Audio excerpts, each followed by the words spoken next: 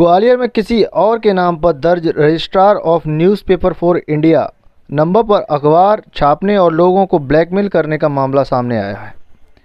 साप्ताहिक अखबार चेतना की आवाज़ के संपादक पर यहां मामला दर्ज किया गया है। अखबार को जरिया बनाकर ब्लैकमेलिंग की शिकायतें पहुंची। जिस आरएनआई नंबर से अखबार संचालित हो रहा था उसका मुद्रक, प्रकाशक एवं संपादक सूचना एवं मंत्रालय में शेख इरशाद उस्मानी के नाम से है, जिसे 15 साल पहले ही निरस्त कर दिया गया है। वहीं पुलिस ने इस बात का फर्जीवाड़ा सामने आते ही फर्जीवाड़ा करने वाले युवक के खिलाफ मामला दर्ज कर जांच शुरू कर दी है।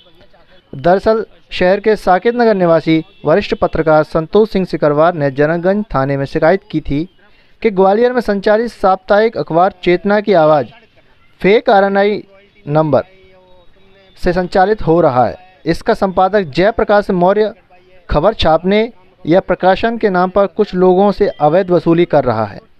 यहां चेतना की आवाज़ की आड़ में जयप्रकाश मौर्य ने 4 शहर का नागा निवासी रवि सिकरवार, ट्रांसपोर्टर से जेपी मौर्य ने उनके ट्रक MP07 HB 5899 को रोककर खबर छापने के नाम पर 5000 रुपये लिए थे।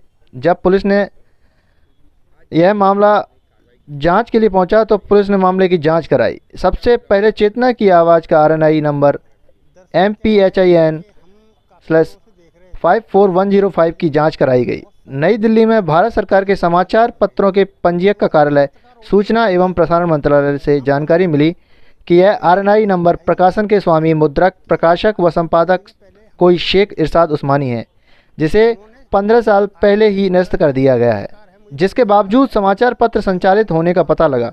फिलहाल पुलिस ने उसके खिलाफ विभिन्न धाराओं के तहत मामला दर्ज कर उसकी तलाश शुरू कर दी है। तो पता चला कि वो फर्जी है, वो किसी दूसरे का पेपर, वो भी अनरजिस्टर्ड पेपर था दूसरे जिले का, और वो अपने यहाँ पे अपन संपादक बन करके उसे चला रहा था।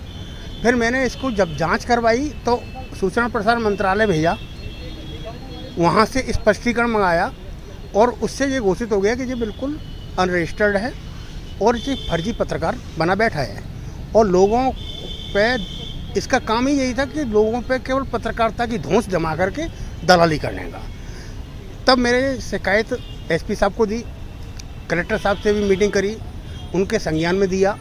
तब उन्होंने ये इसको जनकगंज थाने में रजिस्टर करके और मेरे से बोला कि आप चले जाओ, जनकगंज थाने की जाँच होगी और जांच के बाद आपकी FIR होगी। तो कल FIR हो चुकी है। तो क्या नाम है इस पत्रकार का और ये कौन सा पेपर था जिस एक इसका पत्रकार का नाम है, एक तो माथुर है और एक जयप्रकाश मौर्य है।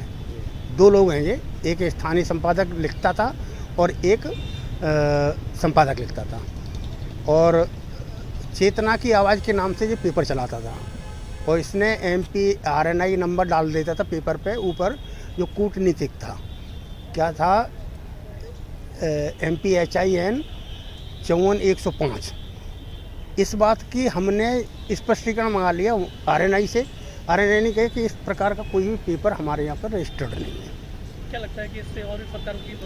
हाँ, अब हमारी जो पहल यही है कि जितने भी फर्जी पत्रकारिता कर रहे हैं और दलाली कर रहे हैं, ऐसे पत्रकारों को हम आगामी सिस्टम में लेके आएंगे और सबके खिलाफ जो मेरे संज्ञान में आएगा उसके खिलाफ हम ये कार्रवाई करवाएंगे। क्या ये जो पत्रकार था उसका जनसंपर्क में रजिस्ट्रेशन? हाँ, अब देखो हमारे यहाँ का जनसंपर्क कितना लूज है।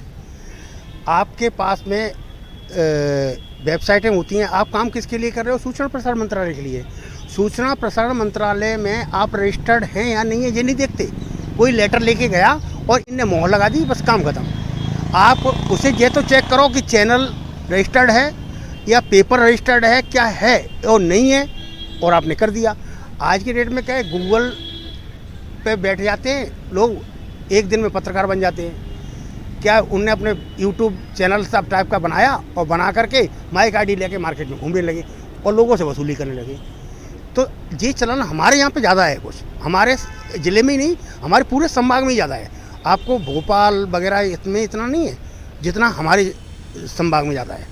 तो हम इसकी पहल कर चुके हैं और आगामी समय में हम आपको समय समय पे अवगत भी कराते रहेंगे। तो इसका मतलब मध्य प्रदेश का जनसंपर्क विभाग ही पत्र ऐसे फर्जी बिल्कुल बिल्कुल बिल्कुल ये सहारा नहीं दे रहे, बढ़ोतरी दे रहे हैं। इनको प्रमोशन दे रहे हैं। इसका मतलब इनका तो उद्देश्य ही ये है कि पत्रकारिता खत्म करना, इसका मतलब यही होता है। तो इसका मतलब है कि मध्य प्रदेश शासित पत्रकारिता खत्म करना चाह रही है, इसीलिए फर्जी पत्रकारों का रजिस्ट्रेशन। बिल्कुल, वो तो साफ साफ दिखाई दे रहा है। अगर हम जैसा ही कोई व्यक्ति पहल नहीं करेंगे तो ये तो और ये बिल्कुल ख़त्म कर देंगे। जो असली पत्रकार होंगे वो नहीं। क्या होता है, हम असलियत खबर को दिखाना चाहेंगे, मगर इन लोगों के ज़रिए असलियत में नहीं मिलेगी, क्योंकि यूट्यूब पर फेंक देते हैं ये असली है ही नहीं है ये। और इसमें हम इसका विरोध कर रहे हैं पूरा, और आगामी समय पे हम बहुत कुछ अभी करेंगे। आपका शुभ नाम और आपका? संतोष सिकरवा नाम है मेरा, वरिष्ठ पत्रकार हूँ। मैं भी अपना पेपर चला रहा हूँ, चैनल का ब्यूरो भी हूँ। तो मुझे भी अच्छा नहीं लगता, तो इसीलिए हमने ये पहल की है। ठीक।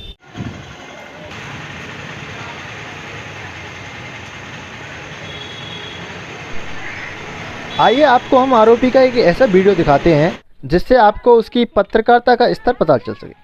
दरअसल यह घटना थाना जनगंज क्षेत्र की है, जब आरोपी द्वारा महिला से छेड़छाड़ एवं अभद्रता करना पाया गया था, जिससे कि पब्लिक द्वारा आरोपी की पिटाई कर दी गई।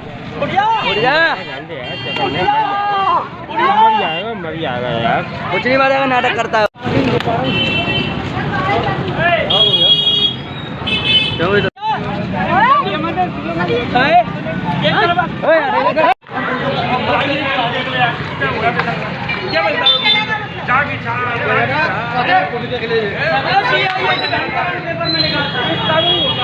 लड़ाई हो गई।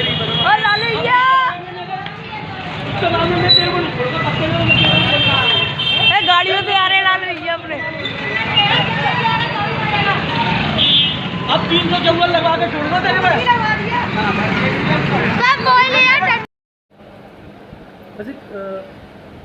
फर्जी कोई पत्रकारिता मामला जुड़ा है?